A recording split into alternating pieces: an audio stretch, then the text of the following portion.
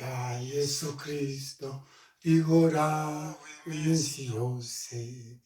Iryo zina ni iry'iteka kandi ntabwo rihinduka. Izina rya Yesu Kristo rihoraho iminsi yose. Iryo zina ni iry'iteka kandi ntabwo rihinduka.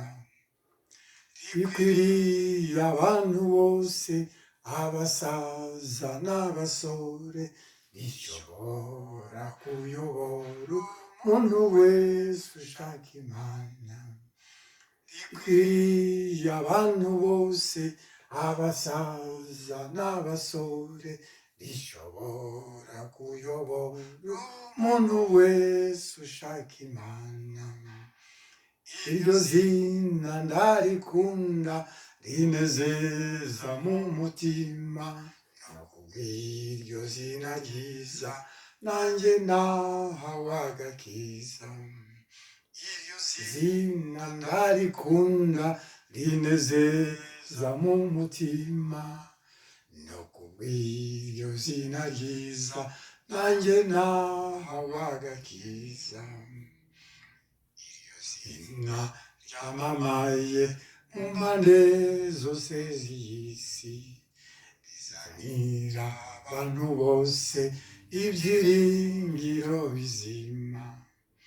Iryo zina ryamamaye mu mpande zose z'isi, rizanira abantu bose ibyiringiro bizima. Iryo zina rishobora kudukuraho ubugome, rigatuma mu mutima hategekwa n'umukiza. Iryo zina rishobora kudukuraho ubugome, rigatuma mu mutima hategekwa n'umukiza. Iryo zina ndarikunda, rinezeza mu mutima, no kubw'iryo zina ryiza nanjye nahawe agakiza.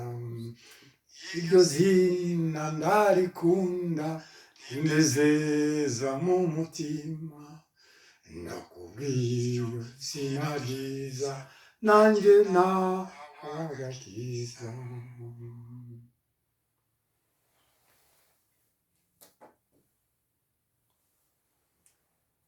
Mana data uri mu ijuru, ndagushimiye kuko nanone umpaye guhamya, uburyo bwo guhamya Yesu, izina rya Yesu, no kuryamamaza, kuko nzi icyo yamariye, nzi uko yampinduye. Ndabizi nahinduwe mwene Yesu kubw'ububasha bwawe, kubw'ubushake bwawe, kubw'igitangaza cyawe. Nta mpamvu mfite n'imwe yo kudahamya Yesu igihe cyose mbonye uburyo, mbonye igihe nk'iki ngiki nkwiye kuvuga umukiza n'umwami wanjye Yesu wankuye mu byaha, nkababarirwa kandi ngahishurirwa ko nogeje mu maraso yavuye ku musaraba, ngongera ngahishurirwa ko mvutse ubwa kabiri mpinduwe umwana w'Imana. Ndagushimiye Mana kubw'iki cyigisho cyitwa guhamya. N'ubu rero nishimiye kuguhamya mwami Yesu, kandi no kuvuga kuri iri jambo, kuryigishaho ryitwa kuguhamya, guhamya Yesu, umumaro wabyo, impamvu bikwiye gukorwa, kandi waduhaye isezerano ko igihe tubikora uduha imbaraga z'umwuka wera kugira ngo tubikore tubikunze, kuko dukunze ubu turi guhamya, kuko tubizi neza ko wadukunze. Urakoze mu izina ryawe Yesu, amen. Ngarutse kuri iki cyigisho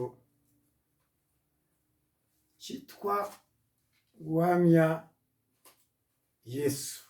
Ubuhamya, gutanga ubuhamya, guhamya Yesu, umuhamya wa Yesu.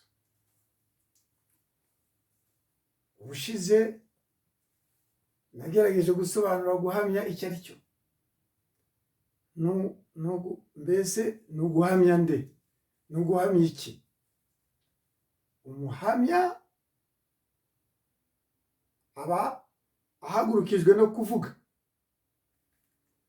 kuvuga ku wundi muntu wagiye guhamya. Aba ahagurukijwe no kumuvugaho ibyiza amuziho byose, agatanga ubuhamya rero imbere y'abantu cyangwa mu rukiko cyangwa ku muntu mu mwihariko, akamubwira Yesu wari we, uko amuzi, ibyiza amuziho, akitangaho urugero akavuga ati yankoreye ibi ngibi, ibi byiza yankoreye, nawe yabigukorera. Ubwo rero utanga ubuhamya bwa Yesu, agahamya Yesu, ikintu gikomeye Yesu yavuze tuzajya tuvuga nuko amazina yacu yanditswe mu gitabo cyo mu ijuru. Ibyo yabivuze nta guca ku ruhande, muri Luka igice cya 10 umurongo wa 20 yabivuzeho ati mwoye kwishimira. Reka mpasome ngo mwoye kwishimira kw'amadayimoni, abadayimoni. Kasome neza ngo ariko ntimwishimire yuko abadayimoni babumvira, ahubwo mwishimire yuko amazina yanyu yanditse mu ijuru. Yesu yabivugiye iki? N'abigishwa be rero bari bamaze guhabwa impano y'umwuka wa Yesu yo kujya kumwamamaza, kumuhamya mu batamuzi. Birakoreka, baraza bamuha icyo bita report, bamuha amakuru bati byagenze neza cyane, n'amadayimoni yatwumviraga tukayirukana mu izina ryawe Yesu mu bantu. Bari barwaye ibicuri, bari barwaye ibisazi, barwaye abadayimoni, n'indwara nazo zakiraga. Baza banezerewe cyane, bashima Imana, bashima umwami Yesu, bati ibitangaza byakoretse. Igihe twakwamamazaga tuvuga kuri Kirisitu nk'uko ari wadutumye, tubabwira ngo mwihane ibyaha, habaye ibikomeye. Nuko rero turishimye. Yesu arishima kubera ko bamwizeye bagakora uko yabatumye, bigakoreka kuko ibitangaza. Ariko arababwira ati muramenye. Ibyo ntibitume mwirata cyane, mwishyira hejuru, kubera ko kubera iyo mpano y'Imana yakoreye muri mwebwe ibitangaza bigakoreka. Ahubwo mwishimire yuko amazina yanyu yanditse mu ijuru.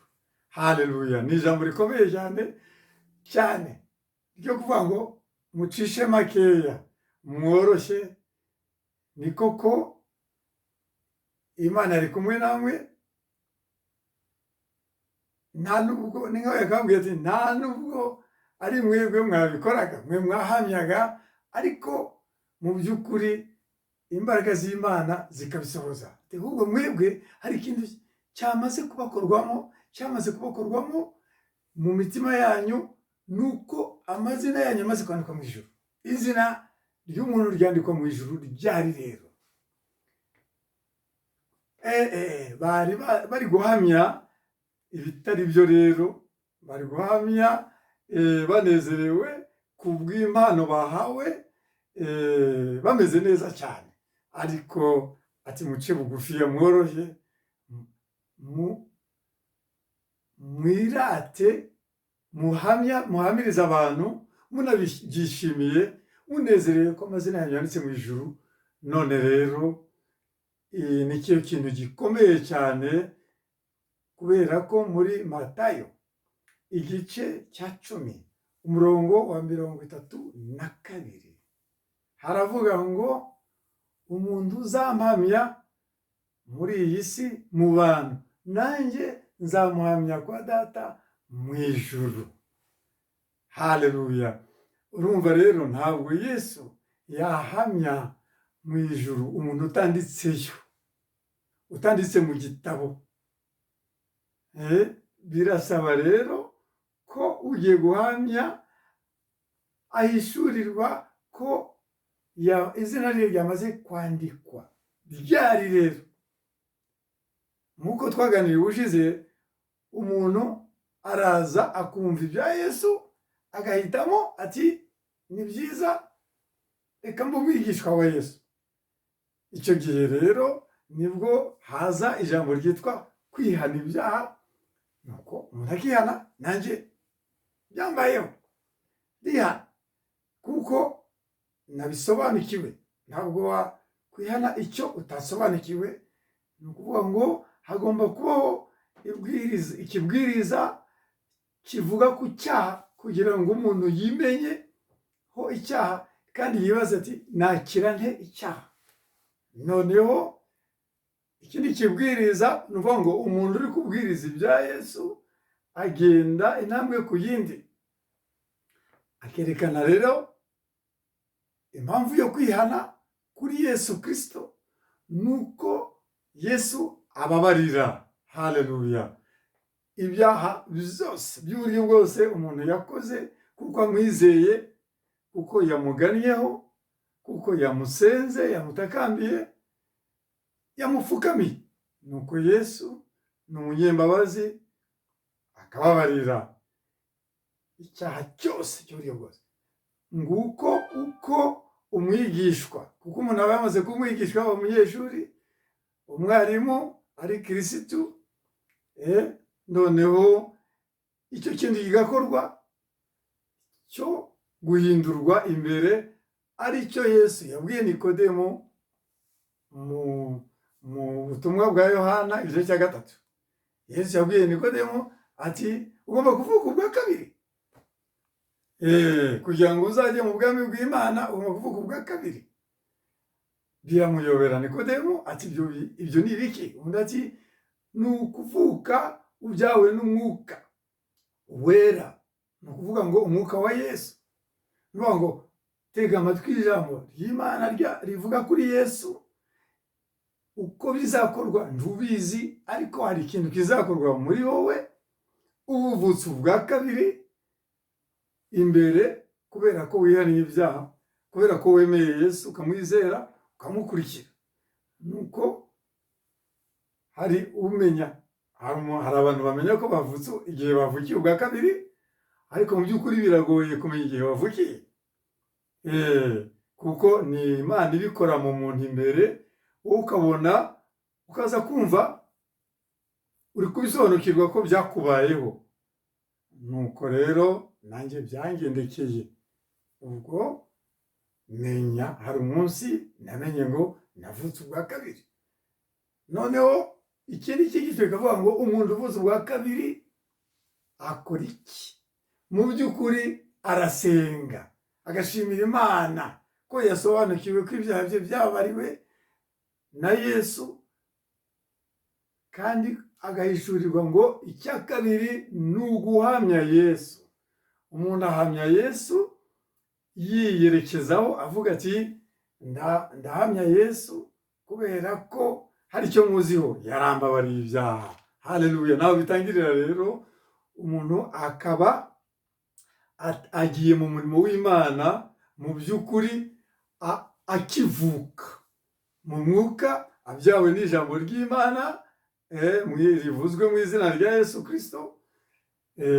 Ahasigaye yaba yahamagarwa no mu rukiko akabyemeza ati rwose nihaniye ibyaha, dore bati wakoraga ibihe byaha, ati ngibi ntatinye ko yabizira abivuze akabivuga ati narababariwe icyo naba cyose, narababariwe izina ryanjye ryahise ryandikwa mu ijuru umunsi navutse ubwa kabiri.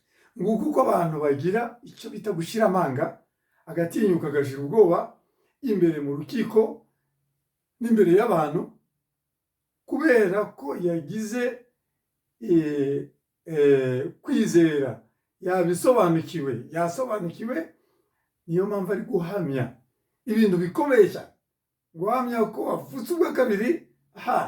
Ubu uhamije ko wabaye umwana w'Imana, ubu uhamije ko izina ryawe ryanditswe mu ijuru, ubu uhamije ko uzajyayo nta kabuza, ubu uhamije kandi ko utazasubira mu byaha. Ni gute umwana w'umuntu yakwizera ko igihe amaze gupfukamira Yesu, amaze kwihana ibyaha byose, atazabisubiramo? Nuko icyo gitangaza kiba cyabaye, akaba yavutse. Noneho ushinzwe kumurera utagaragara ni Umwuka Wera, niwe rero umuha imbaraga zo kugira ngo adasubira muri bya byaha yatuye, bya byaha yaturiye Yesu. Akajya atinyuka ndetse no kubivuga imbere y'abantu, akavuga ati sinkibikora kandi sinzabikora. Kubera iki? Kubera ko Umwuka Wera ari muri njyewe, niwe umpa imbaraga zo kugira ngo nkiranuke. Mu Bakorinto ba mbere igice cya mbere umurongo wa 30 haravuga ngo Yesu abamwizeye bamwemeye yabahindukiye gukiranuka, abahindukira ubwenge bw'Imana, abahindukira gucungurwa, abahindukira imbaraga. Nuko rero bene data, ndabamenyesha ko izi mbaraga z'Imana zivugwa zitangwa n'Umwuka Wera ziza mu muntu usenga akanahamya, agasenga ashimira Imana ko Yesu yamupfiriye ku musaraba, ko ibyaha byarangiye, byakiriweho urubanza, ko amaraso ya Yesu abikuyeho. Ariko akajya uhamya mu bandi ati mwari munzi ko nari mubi, nari mfite ingeso mbi, ariko noneho nimurebe ndi kubamenyesha ko ntazabisubiramo. Bati ntazabisubiramo? Ati sinzabisubiramo, kubera imbaraga z'Umwuka Wera. Yesu ashimwe cyane. Nuko rero mukomere, abamaze kwizera Yesu, hari imbaraga z'Imana yadusezeranije, tuzihabwa ariko turi muri uwo murimo turwamya Yesu. Urakoze Mwami Yesu, kuko umuntu wese wumvishije ijambo ryawe n'uyu munsi akaba ryumvishije, nuko utanga imbaraga zo kudasubira mu byaha, ari uko umwigishwa wawe yemeye gutanga ubuhamya, akakuvuga aho wamukuye. Nanjye rero ndagushimiye ko ntasubiye mu byaha nihanye, nta nubwo zabisubiramo, kandi mbizi neza ko izina ryanjye ryanditse mu ijuru, ko navutse ubwa kabiri. Buri wese ubimuhishurire kugira ngo akomere mu rugendo. Tuzagerayo tugejejweho n'izo mbaraga, n'iryo sezerano kuzajya uduha imbaraga. Ntabwo tuzasubira inyuma, ntituzahinaguka, kuko uri muzima, natwe uzatubashisha rero gukomeza kuba bazima mu mwuka. Biguhesha icyubahiro, kandi abandi bose bazabyifuza kumenya ko uwihannye imbere ya Yesu akatura, agatangira guhamya, nta kindi, arakomeza urugendo kugeza igihe azagera mu ijuru. Mu izina rya Yesu, amen.